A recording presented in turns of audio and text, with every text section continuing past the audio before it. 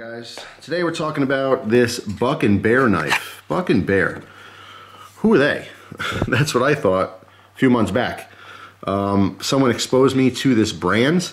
Now I have heard of Buck and Bear, the company that made blanks. I knew of them to make knife blanks because I had a discussion with someone before saying they want to get into knife making and they saw these blanks. They want to know if their Damascus was any good. And I said, I have no experience whatsoever with the company, so I really don't know. I couldn't help them out. I told him about the forums. I said, you know, you could probably go over there and ask about it, you know, for other people who do have experience with the company.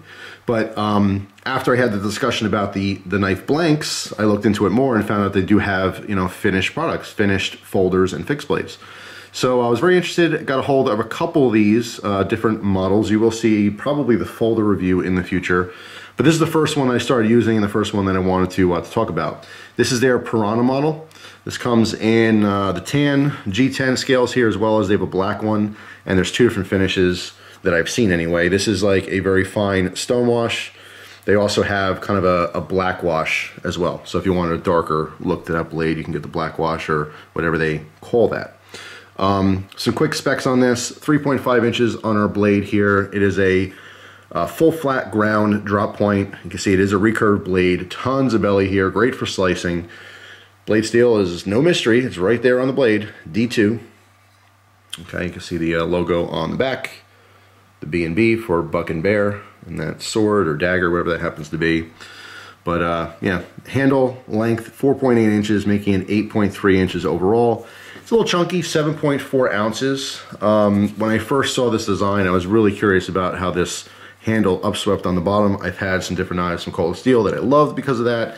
It locks your hand in, but if it's not the right size for your hand, it could be uncomfortable. This one just barely fits my hand. I've said before, I just have large hands. They're not massive, they're not tiny, they're just somewhere in between. But as far as gloves are concerned, a large glove fits me fine. But it literally just fits.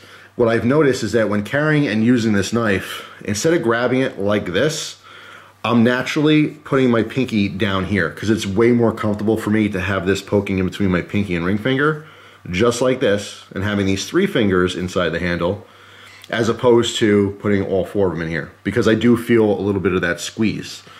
All right, there's just enough of a ricasso here that I can't ride up anymore, which is a good thing. I don't want to be sitting on the blade. But if this whole section, if the ricasso is actually a little bit wider and moved up, there was more of a curve there, it would allow larger hands to get in there. So right off the bat, if you have huge hands, or if you find that you have a hard time finding gloves or whatever, or if you are known to have big hands, it probably won't be comfortable for you to hold it like this, you know, in its natural grip. You could probably do what I've been naturally doing, is choking down on it. But choking down on it, it's still extremely comfortable. Even though it looks like there's a big old handle sticking between my fingers, which it is, it's still comfortable. My pinky rides right on top here, and it's totally fine. That's what I've been using it for. So yeah, just definitely wanted to note that there. Larger hands, you could have a problem with gripping this. Smaller hands, not a problem at all. As far as the jimping that's on the back here, you can see it is, well, hopefully you can see, it's within the two scales, so it does not protrude outside of the scales, therefore it is not useful. All right. I could get my pointer finger in there and I could feel that it's kind of an aggressive jimping, but I don't feel it because my thumb is riding on both sides of these smooth scales. So in other words, it looks nice, but unless you dig the tip of your finger in there, it's not stopping your finger from going anywhere. Okay, so it's not purposeful jimping. It's more of like, you could tell it's there, but it feels very light in the hand. Naturally, putting your pointer finger up, you can see how that lands right in the top of the blade there. So if you want to do some finer work like this, I don't know what you do like this, honestly. If I'm choking up, sometimes I'll do this. I'll do like a pinch grip if I'm doing really fine work. You know, so generally speaking, I don't do this with my hands, with my knife. I mean, I can't think of a specific task other than maybe like scraping something. But if you do happen to hold your knife with this grip, it is comfortable. It does, you know, kind of secure a grip there with the pointer finger. But yeah, I mean, ergonomically, it's okay, just not for larger hands. All right, you can see there's two screws on here, black hardware. There is a lanyard hole, or lanyard oval, I should say, but it would easily accommodate some 550. The fit and finish on it is very nicely done. I do like it. It is a quality knife. It is under $100. Dealers sell this for about $90. So you figure, you know, sub $100 D2 fixed blade. It's definitely, you you know, priced well, I think, for what you're getting. What's a little interesting too, you get a Kydex sheath with this, perfect snap up, and there is kind of an overmold on the top here, so you can use the thumb to push away. It's the easiest way with all, you know, molded sheaths like that.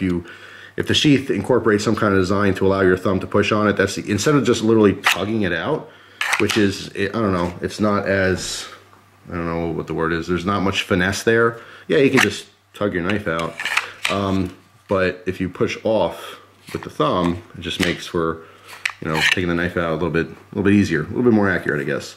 I did carry this for 2 days just to see how it would carry. I'm not used to carrying a fixed blade for EDC.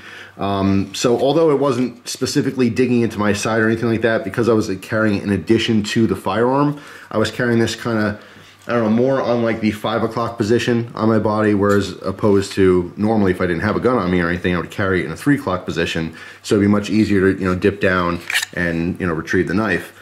But because it was kind of like towards my back, it was in an awkward position, and, you know, it is what it is, but it wasn't digging into me or anything like that.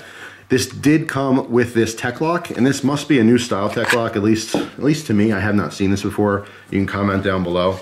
But pretty cool design. You can see it says on and off here. So basically you have a switch which locks this in, and then once it's in the off position, you push down and it's spring loaded to release it. Okay, so the old tech locks, if you guys are familiar with these or use these, the old ones had like this bar that kind of pivoted, which is kind of a pain in the butt. Once the knife was on, you know, once you got it situated and you had that tech lock locked, sometimes it was hard to manipulate it in just a position to get it unlocked, to get it back off the belt. So, you know, if you were putting a fixed blade on every day, on and off, and you didn't just keep it on one particular, you know, pair of pants with a belt or something, it became kind of an issue, you know what I mean? But I really like this design. It's very simple. Like I said, it's spring loaded. You can see the bar here, okay, that literally moves out of the way of this clip. Very easy to use. All right, and on the inside you can see this bar as well. You can position this, take this off and position this in any one of these notches to accommodate the proper thickness or width of your belt, so it's nice and tight. It's not gonna fall off or anything like that. All right, tech locks are awesome in general. This is just a new generation one that I'm not familiar with, which I really like the design change. So very simple. This just fishes this behind your belt, click shut, and then once it's clicked, to prevent it from, you know, pushing up and coming loose, which doesn't happen to be honest. But if you didn't want to lock it in, you literally just switch this over. So instead of having that little bar that pivots around, which is hard to manipulate, coming in, you're literally just pushing that over. You can hear the click, right? That's it. Once you push that over, then you can push down on it to release it. So it makes it a lot easier to get this on and off the belt. So pretty cool new tech lock. And like I said, it does come with it literally in the same position, didn't change or anything like that. So yeah, I think it's worth it. It's a sub $100 D2 fixed blade. Essentially, that's what it is. Made in China. Here's the packaging. Buck and Bear knives, a little magnetic front here, and just, you know, a foam mold. A lot of the stuff coming out of China these days are very comparable with knives made all around the world. The quality level has literally gone through the roof. There is a ton of competition overseas now. You know, I would say in the 90s, like when I first started getting into knives and stuff like that, knives that were made in China, Pakistan, they were all kind of shoddy, you know? No one really gave it a second thought. If you said a knife was made in China, you automatically assumed it was garbage. You can't say that anymore. There's literally dozens of different companies now producing knives in China that are great values. They're more affordable and they're offering the same quality level. You know, depending on the company, sometimes, you know, like heat treat, blade steels, the markings and stuff, like they say this is D2. I do believe this is D2 and how it performs. Some of the companies that are not as reputable, they're a little sketchy, yeah, maybe there's some funky stuff going on there. But as far as I'm concerned, the Buck and Bear stuff, it seems to be on point, and it's good value. So yeah, definitely worth taking a look at. If you have any Buck and Bear knives, please post down in the comments what you think of yours. Tell me what model it is, how long you've had it, and any issues you have with it, whether you like it or not. But so far as a company as a whole, because I have a couple of their knives, I think they're pretty cool, pretty interesting. So stay tuned. I will have a review on one of their folders, which I'm not as impressed as I am with the fixed blade. I like this fixed blade a lot. The folder, you know, there's a lot of competition out there, so you'll see when I do that review. But as far as Damascus stuff, it's a company worth looking at because they do have a bunch of different Damascus knives. Some of them a little bit more ornate, and definitely, you know, priced well for what you're getting. So that's it. Thanks for watching. Hope you guys have a wonderful day, and I will see you soon. Take care.